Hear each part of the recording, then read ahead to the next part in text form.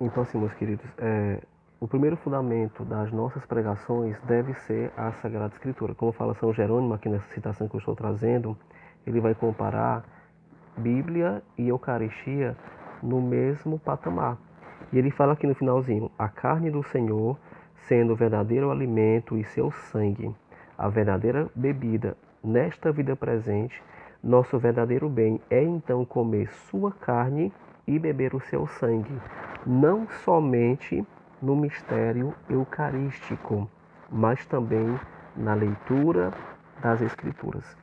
É interessante nesse tempo de pandemia, isso é muito atual, porque o que é que São Jerônimo está dizendo? Que do mesmo jeito que é importantíssimo, que é essencial para a nossa fé, se alimentar do corpo e do sangue de Jesus, em outras palavras, ele está dizendo comer a Bíblia é se alimentar do próprio Jesus. Então, a Bíblia Sagrada, ela é instrumento da verdade revelada. E nós não podemos desprezar a Sagrada Escritura.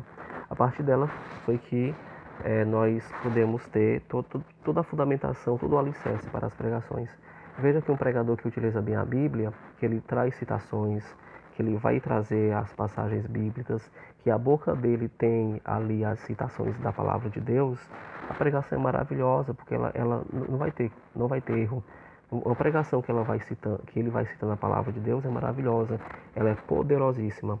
Mas um outro fundamento também para a gente corroborar aqui a nossa pregação, para nós fundamentarmos, para termos alicerce, para que até os ouvintes percebam que a nossa pregação não é fruto de nossa cabeça, é a sagrada tradição, que é uma fonte riquíssima que consiste na pregação apostólica e dos santos padres.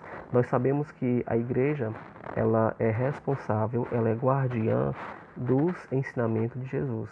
Veja a responsabilidade dos primeiros cristãos, sobretudo dos 12 apóstolos, né? Eles ouviram durante 3 anos os ensinamentos de Jesus. Na igreja primitiva, depois que Jesus ele ressuscita e volta para o céu e fica à direita do Pai, onde vem o Espírito Santo, eles começam a pregar a palavra, eles levam o ensinamento do próprio Jesus. Veja que o próprio Jesus falou: ensinai-vos tudo o que eu vos disse. Né? Então, essa responsabilidade que eles tiveram de a herança que Jesus deixou, no caso a doutrina que ele deixou, eles pregarem para chegarem até nós, a igreja fez isso de maneira maravilhosa. Tanto que ela foi guardiã de maneira muito eficaz. A mesma doutrina que eles pregaram é a mesma que nós estamos ouvindo hoje pela igreja. A sagrada tradição é justamente isso. A herança da fé, ela foi transmitida por entre as gerações sem alteração, sem adulteração nenhuma, de forma que a essência, a verdade é a mesma que nós estamos ouvindo hoje. A, a, Lá em 2 Timóteo capítulo 2, versos 1 e 2, a Bíblia vai trazer isso como prova de que era prática da igreja primitiva, a tradição, ou seja, a transmissão da verdade revelada. Até porque, meus queridos, o apóstolo Pedro, por exemplo, ele não era letrado, ele era analfabeto. Ele não tinha habilidade para leitura e para escrita. Ele foi usado pelo Espírito Santo. Durante 3 anos ele estava na escola de Jesus, ele ouviu o judaísmo do próprio Jesus, ele era pescador, então ele era bruto, né? Não tinha oportunidade para aprender o judaísmo. A lei ela era aprendida pelos levitas, né? Ela era aprendida pelos sacerdotes, pelos sumos sacerdotes, e Pedro era pescador, então ele nem sequer passou pela escola do judaísmo. Mas se você pegar a primeira pregação dele, Atos 2, pegue lá Atos 2, dos versos 14 até o verso 36, ele vai citar várias passagens do Antigo Testamento. Por exemplo, ele vai citar Salmo 16, 8 a 11. Ele vai citar Salmo 132, verso 11.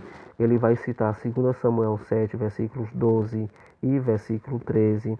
Então ele vai citar várias passagens. Ele vai citar Joel capítulo 2, versos 28 até o capítulo 3, verso 2. Né? Ele já começa com essa passagem, ele vai explicar que aquilo que está acontecendo não é uma manifestação de pessoas que estão alcoolizadas, mas é cumprimento da promessa de Deus profetizada pelo profeta Joel. onde o profeta vai dizer que nos últimos tempos acontecerá o derramamento do Espírito Santo. Então veja que na boca de Pedro está as citações bíblicas. Mas como foi que essas citações bíblicas aconteceram? Porque Pedro tinha a Bíblia na mão? Não, porque a Bíblia, o cânon dos livros sagrados nem estava formado, né? Lá no século IV que vai acontecer isso, a formação total do cânon da Sagrada Escritura. Então, por que a boca de Pedro tinha na boca dele as citações bíblicas? Porque ele ouviu de Jesus durante 3 anos. Pedro não teve acesso à Torá, mas ele ouviu de Jesus as expressões que Jesus pregava e ele guardou no coração. O Espírito Santo ele lembrou Pedro, né, acerca disso, e ele vai usar na primeira pregação dele. E a Bíblia vai registrar no verso 41 de Atos 2 que aqueles que aceitaram as palavras de Pedro receberam o batismo e naquele mesmo dia foram acrescentadas mais ou menos 3.000 pessoas. E no verso de número 47, a Bíblia vai dizer que no decorrer da caminhada dos apóstolos, a cada dia o Senhor acrescentava a seu número mais pessoas que eram salvas. Se você tem por objetivo, que deve ser a retidão de todo pregador genuíno, o desejo de, através da sua pregação, as almas serem salvas, você tem que pregar o que a Bíblia diz. E no caso, a sagrada tradição aconteceu com Pedro, porque ele escutou de Jesus e ele repassou para aquele povo todo. 3.000 foi o número dos que se converteram, mas certamente, talvez ela tivesse 10.000 ou mais, já que hoje a gente prega para várias pessoas e 1, 2 se converte, às vezes nenhum, 2 se converte. Então, se 3.000 se converteram, é porque aquela multidão era grande, era imensa. E Pedro, no caso, ele transmitiu aquilo que ele ouviu de Jesus. Isso é tradição, né? Aqui nós não estamos tratando da tradição popular, que tem realmente muitos erros. Nós estamos tratando da tradição oficial da igreja, ou seja, a herança de doutrina que os apóstolos escutaram e que eles foram transmitindo por entre os séculos, de forma que eles foram guardiões daquilo que foi a verdade revelada por Jesus.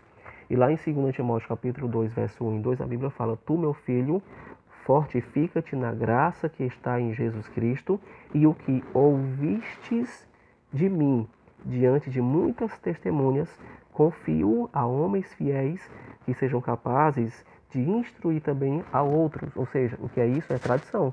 É você receber uma doutrina e repassar para outros por entre as gerações. Assim como acontece, né, na questão de princípios e valores entre pai e filho. Então, a tradição é justamente isso. Lá em 2 Tessalonicenses capítulo 2, versículo 5, a Bíblia vai registrar que eles tratavam-se da tradição. Portanto, permaneçam constantes, irmãos, e conservai as tradições que aprendestes, quer por palavras, quer por nossas cartas. Então, a tradição era algo muito comum na igreja primitiva. Não tinha Bíblia, não tinha livro escrito. Então, durante 3 séculos, durante 300 anos, os apóstolos pregavam aquilo que eles escutavam. E aqueles que o escutando iam pregando por entre as gerações. E assim por diante. Lá no parágrafo 81 a 82 do Catecismo da Igreja Católica, a Igreja vai falar o seguinte: quanto à Sagrada Tradição, ela transmite integralmente aos sucessores dos apóstolos a palavra de Deus confiada por Cristo Senhor e pelo Espírito Santo aos apóstolos,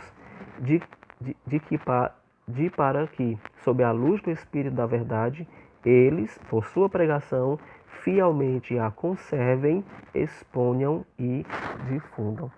Então a pregação deve ser anunciada usando também a sagrada tradição, a história da igreja, aquilo que ela recebeu e foi repassando. Santo Anastácio de Alexandria, ele falava o seguinte: note-se que a tradição, a doutrina e a fé da Igreja Católica têm a sua origem na pregação dos apóstolos, que foi preservada pelos padres. Sobre isto, a igreja foi edificada. Logo que se afasta disto, não pode ser chamada de cristão. E São João Damasceno, ele fala algo bem interessante, que é importante se guardar no coração. Aquele que não crê conforme a tradição da Igreja Católica não pode ser tido por crente. Então, a fé, ela veio por entre as gerações através da sagrada tradição oficial da igreja.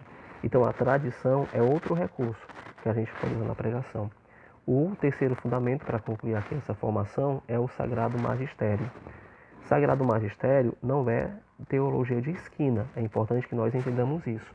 O Santo Padre e os bispos, em seu munus de ensinar, podem usar o catecismo da Igreja, os escritos dos papas e dos bispos da CNBB e a Conferência Episcopal da América Latina para fundamentar as pregações, pois são fontes riquíssimas de aprendizado da doutrina. Lá em Atos 8, versos 30 e 31, correndo Filipe disse: compreendes o que lês? Ele respondeu: como poderei se não houver alguém que me explique? E rogou a Filipe que subisse e se sentasse junto a ele. Então ele pegou a escritura, aquele homem estava lendo, não entendeu. Aí o Espírito Santo ele revelou a Filipe foi até lá, foi arrebatado até lá e explicou a escritura para ele. É isso que o Sagrado Magistério da Igreja faz com a doutrina. Lá em Lucas 10:16 a Bíblia fala: quem vos ouve, a mim ouve. Disse Jesus, referente aos apóstolos, né? E no parágrafo 85 do Catecismo, a Igreja fala o seguinte: o ofício de interpretar autenticamente a palavra de Deus, escrita ou transmitida, foi confiada unicamente ao magistério vivo da Igreja, cuja autoridade se exerce em nome de Jesus Cristo, isto é, aos bispos em comunhão com o sucessor de Pedro, o bispo de Roma. Santo Irineu de Leão, lá no ano 70, ele já falava: a mensagem da Igreja é, portanto, verídica e sólida, pois é nela que um único caminho de salvação aparece no mundo inteiro. A Igreja ela prega, né? O próprio apóstolo Paulo vai dizer que a coluna e o sustentáculo da verdade é a Igreja, né? A Igreja que tem autoridade para trazer a interpretação. Santo Agostinho ele fala que eu não acreditaria no Evangelho se não fosse movido pela autoridade da Igreja Católica. Então, assim, meus queridos, para concluir aqui essa formação, as nossas pregações devem ser fundamentadas e os três pilares para fundamentar a nossa pregação, para dar sustento à nossa pregação, é a Sagrada Escritura, o Sagrado Magistério e a Sagrada Tradição da Igreja. Todo pregador que tenha zelo em anunciar aquilo que deve ser anunciado, para que não aconteça erros, nem pelo livre-arbítrio, para que haja apologética, para que ele possa ter zelo e prevenção de erros, né? E para que esteja em unidade com a igreja, tendo coerência com a sua mensagem, ele vai ter que usar esses três pilares. É importante que, além de ir para a oração, além de nos prepararmos espiritualmente, temos que jejuar, temos que ir para a missa, comungar, temos que ir para a oração. Quando nós formos preparar o escrito da pregação, o esquema da pregação, é importante que nós possamos beber dessas três fontes: Bíblia, Sagrada Tradição, Sagrado Magistério. Aí você prepara a mensagem e você vai perceber que a mensagem ela vai ser poderosa e ela vai ser como que flecha que vai alcançar o alvo, que é o coração das pessoas, para que elas possam se converter ao Senhor e Salvador Jesus Cristo. Por fim, eu quero só lembrar aquilo que eu falei lá no início, que nós não estamos pregando algo novo. Nós apenas estamos, nos tempos atuais, transmitindo a mesma fé que Jesus trouxe na sua doutrina, que os apóstolos repassaram para gerações e que chegaram até nós. Então, que Deus abençoe a tua vida, pregue com poder, clame o Espírito Santo e beba dessas três fontes para que a tua pregação realmente ela seja fundamentada. Que Deus te abençoe em nome de Jesus.